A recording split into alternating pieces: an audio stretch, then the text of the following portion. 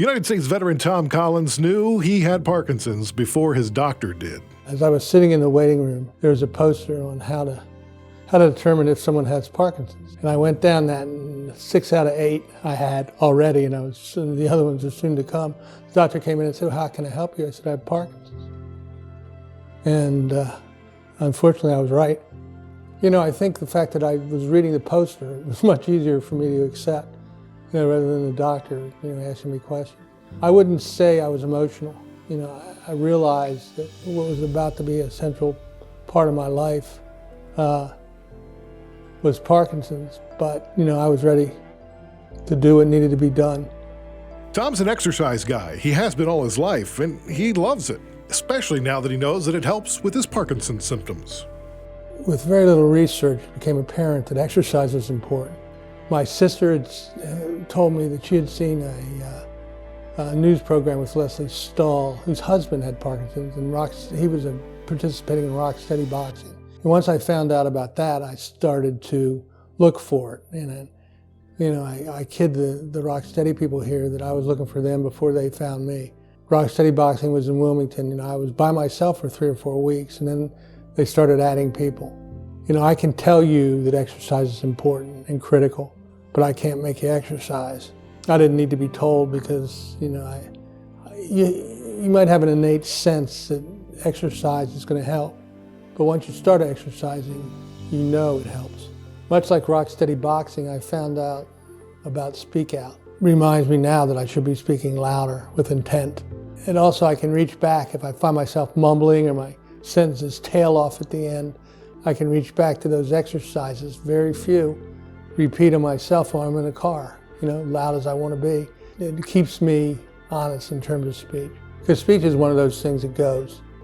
As the years roll on, Tom still wants to live the best life he can. One of the things that you need to be concerned with is how you can do the things you want to do. And as a matter of fact, I made a chart just yesterday so I could maximize the number of exercises I could have in a day. One of the things I do once a week is play golf. And I used to play golf 3 or 4 times a week. I like to think that Parkinson's is the cause of me being such a bad golfer, but I've come to find out it's just I'm a bad golfer. Golf's nice because it's a communal thing. Even great golfers have terrible shots. So, I do play golf, but not very well. But the grass under Tom's feet is not safe. One of the things that's become a concern in recent years is the neurotoxins that may be part of herbicides and pesticides they use in golf courses. Then you ask yourself why, and it's because it's either cheaper or faster or more available. And those are all things that can be addressed. So, one of the primary problems is paraquat. It's effective, very effective, and it's probably cost effective. It's amazing that most countries in the world have banned it, including China, and we're still using it here. Parkinson's, the book, Dr. Dorsey's book, is the first step in taking all those things, all the aspects of the disease and the causes, and putting them together in something that you can look at and say, holy cow. HIV and mothers against drunk driving, they've taken advocacy to the next level. There isn't a reason why we can't do that with paraquat.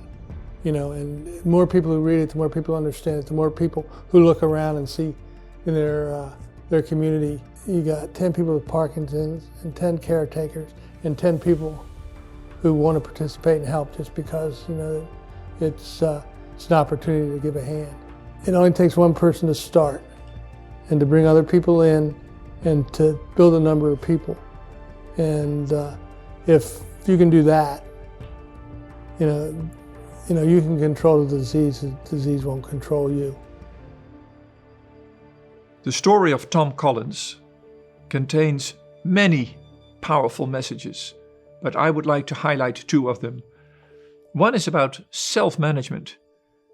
Tom essentially made the diagnosis himself after reading about the symptoms. Tom learned about the importance of exercise himself, discovering the importance of rock-steady boxing, the importance of golf. And I think Tom's example is illustrative that people with Parkinson's should know as much as possible about Parkinson's, about the treatment, so that you can support yourself and your near ones to the best of your abilities. And Tom, I think, is an exemplary person in that regard.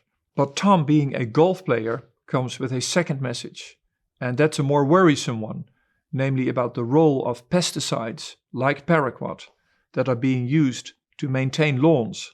Parkinson's is the fastest growing neurological condition in the world, and we increasingly realize that toxic chemicals in our environment, including pesticides like paraquat, but also a metal solvent like trichloroethylene, are responsible for this rapid growth. We should all become advocates in the fight to create a healthier environment, to ban paraquat, to ban trichloroethylene, to use better protective measures in order to stop this rapid growth of Parkinson's disease worldwide from happening.